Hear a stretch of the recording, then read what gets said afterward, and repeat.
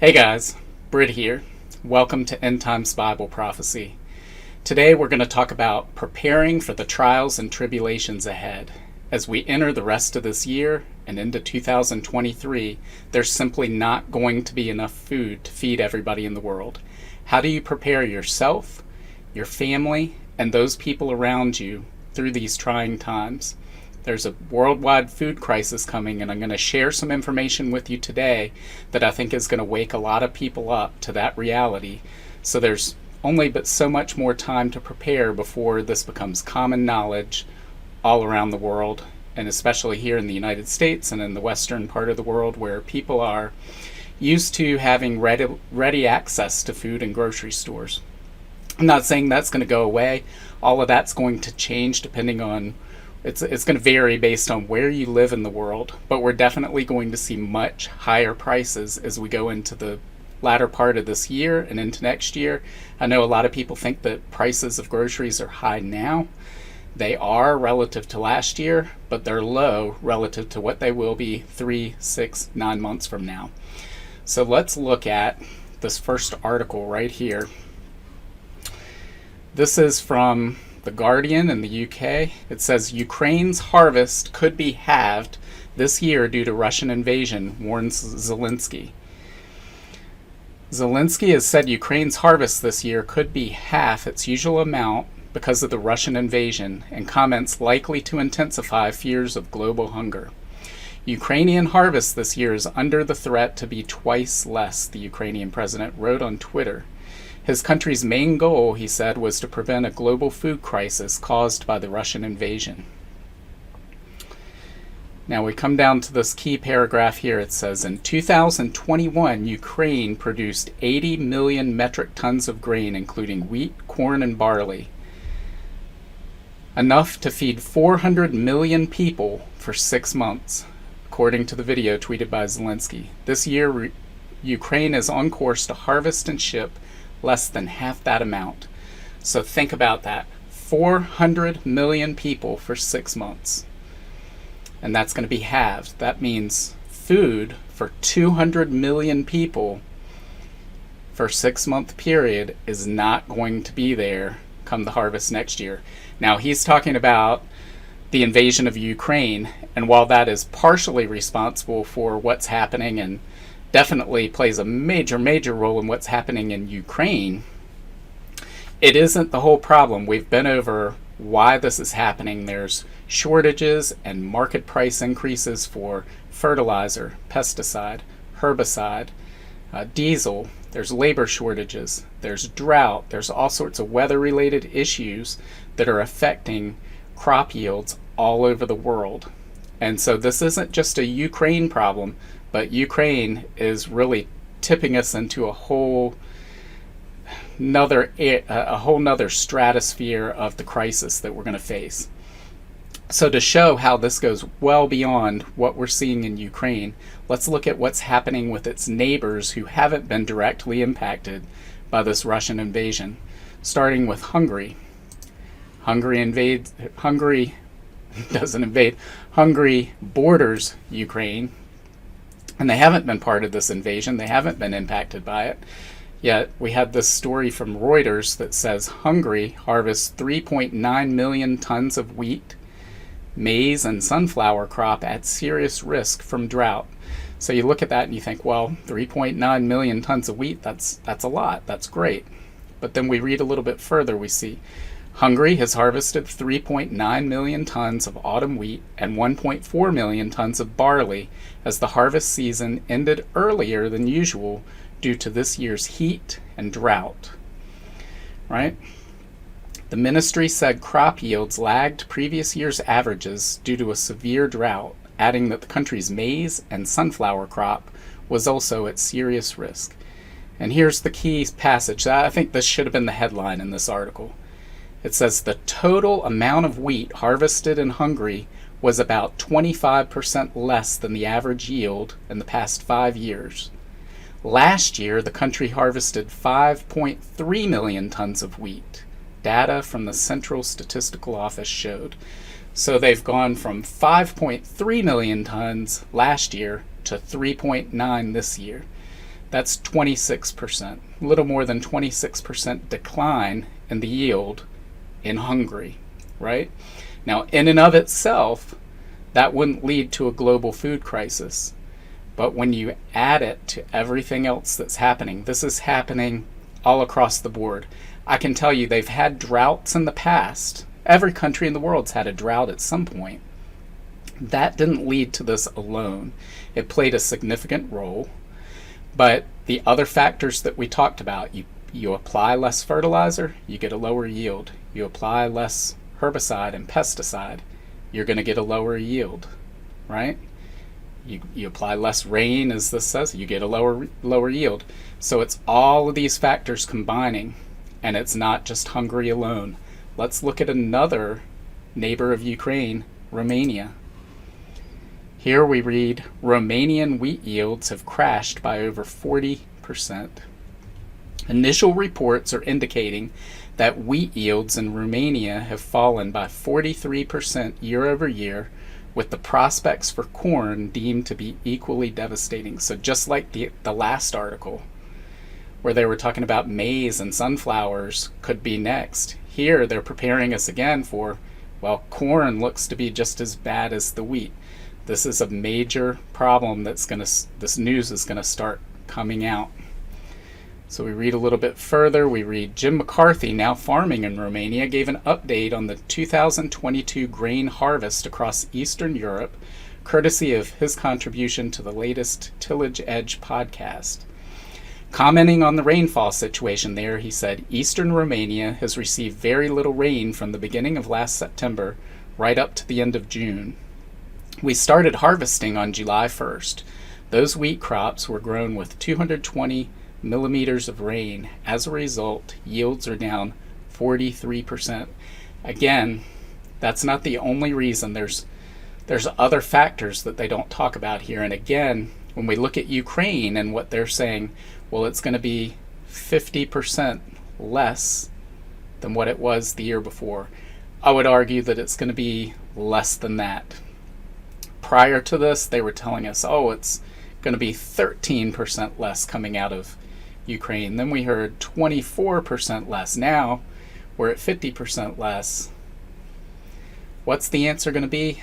I don't know what that final answer is going to be, but it's going to be a lot less than what came out of Ukraine last year, as it's going to be a lot less coming out of Hungary, Romania, and pretty much every country in the world. There will be some that grow more, but are they going to be able to make up for all of these shortfalls worldwide? I don't see how they can.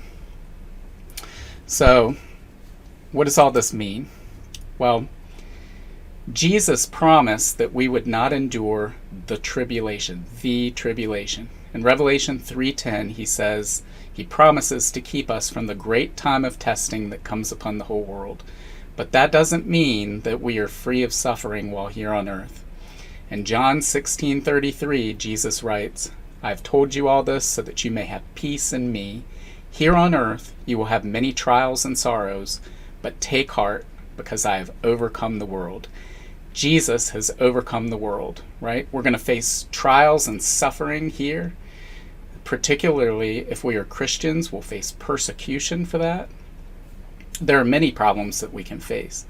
But the key is, this particular crisis that's coming, and it is coming right now, these articles we just read are the first ones I've seen that specifically lay out how short this harvest is going to be coming into this year. And it's going to be bad. Where there simply is not going to be enough food to feed everybody. This is a crisis. If we have to endure this, I hope the rapture comes today. But if we are part of this, if this is part of the suffering that we go through, the trials and tribulations Jesus spoke of, how can we prepare ourselves to deal with that? Now, note there are lots of things you can do, lots of sites you can find and videos on prepping for crises. Those are all well and good. I encourage you to go do that. But we're going to take a different perspective here, because I think well before supplies, before you buy the first can of food, the first thing you need to do is prepare yourself spiritually. So let's look at Romans 10, verses 9 through 11, that says, if you openly declare that Jesus is Lord and believe in your heart that God raised him from the dead, you will be saved. For it is by believing in your heart that you are made right with God, and it is by openly declaring your faith that you are saved. As the scriptures tell us, anyone who trusts in him will never be disgraced. So the first thing you need to do to prepare for this coming crisis is you need to make sure your spiritual house is in order. You need to make sure that you are right with God, and that starts and ends with Jesus Christ. Jesus said, I am the way and the truth and the life. Nobody comes to the Father except through me, right? So if you want to be spiritually prepared, and this is for anything, not just this coming crisis, it's for just an ordinary day. None of us know which day will be our last, and we need to be prepared. You need to know. You need to absolutely know that when that day comes, you are going to be in heaven with Jesus. You are going to be in his presence, right? So first and foremost, prepare yourself spiritually. I can't emphasize that enough. If you do that, you can get through anything else, right? So once you've done that, then you need to start preparing yourself mentally and emotionally. It takes time to adjust to news like this, especially if you've never gone hungry before, if you've never faced a situation where you go to a store and there's no food, or it's not available, or the price is so high that your family can't afford it. Some people are going to be facing that as we go through the year. People have been facing that since really the dawn of time, but a lot more people are going to face that this year than ever before. And so we need to mentally adjust ourselves and prepare ourselves for what's coming ahead, and realize that we need to focus, keep our eyes fixed on Jesus, and do everything we can, work as hard as we can to help those around us. Know that you can't, in and of yourself, fix this, right? But what you can do is you can help those around you. You can help maybe a person, if not everybody, a person. So start preparing yourself for that. Start thinking of worst case scenarios and how you're going to deal with that. And again, focus on God, pray, and he will prepare you mentally and emotionally for what is to come. So what's the next most important step? You're prepared spiritually, you're prepared mentally and emotionally. The next thing you need to do before you buy any supplies is make sure that you have a good community around you. Your church community, your neighbors. If you don't know your neighbors, it's time to get to know them, right? It's time to start to figure out who you can trust, build a close network of other people that you can rely on. And we're going to turn to this verse from Ecclesiastes 4, verses 9 through 12. It says, 2 people are better off than one, for they can help each other succeed. If one person falls, the other can reach out and help. But someone who falls alone is in real trouble. Likewise, 2 people lying close together can keep each other warm, but how can one be warm alone? A person standing alone can be attacked and defeated, but 2 can stand back to back and conquer. 3 are even better, for a triple braided cord is not easily broken, right? So if you don't want to be easily broken, if you don't want your family to be easily broken by the trials and tribulations ahead, then you need to form and build a trusted community around yourself.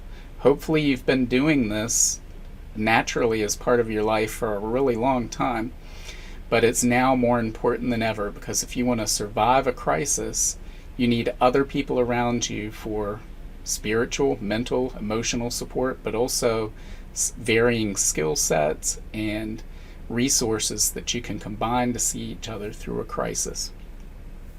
So building on that, make sure that you have skill sets, right? What's more important, having meat or knowing how to fish and hunt?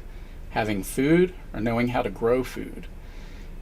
Both are important, but you need the skill set, because you could build a giant warehouse of supplies to last you 10 years. What if the crisis you have to endure lasts 11, right? You're going to run out of provisions. What if the storehouse catches on fire and burns to the ground? You're not going to have anything left. What if you're by yourself in some cabin hideaway with all your supplies, and you fall in a hole, or you break your leg, or you get sick, again, as Ecclesiastes tells us, that's where that community comes into play. Others can help you out when you're down, and you can help them out when they're down. You help each other out. So now we get to, once you've got all of those things covered, then you start talking about supplies. And I would encourage you, as we move into today, tomorrow, the next coming weeks, I think people are going to really start, by October, this is all going to be known to most of the world, that how severe this crisis is. Most of you know this already. You've been following this for over a year, if not longer. But you need to build out your pantry as deep as you can. Not everybody has the resources to put aside massive quantities of food, but whatever you can do, if you can buy an extra can to put on the shelf, do that now. Put that in your pantry, just so that you have a little bit extra set aside. Encourage your family members to do the same. If you have abundant resources, take care of yourself and your family and your neighbors, everybody you can, but also go out into your community. Food banks are already running short of food already because of food inflation. There are a lot of people who are already on the edge, and now they can't afford groceries, so they need you. Those members of your community need you now, and they're going to need you 3 months from now and 6 months from now. People in other countries, maybe you live in a very wealthy country. There are countries that don't have those resources that are going to be in dire straits, and they're going to need your help. So find any way that you can to donate resources, to get those resources through them. There's many Christian charities out there and other wonderful organizations that will help people and help feed people. So focus on those things, pray, do everything you can. So on this note, I want to turn to Philippians 4, 6 through 7, and that says, should we be fearful of these times? In that context, I want to read this verse, because this sounds like really bad news, and it's concerning news. We should very much be concerned about it, but I want to focus on what God says about this. God says, don't worry about anything. Instead, pray about everything. Tell God what you need and thank Him for all He has done.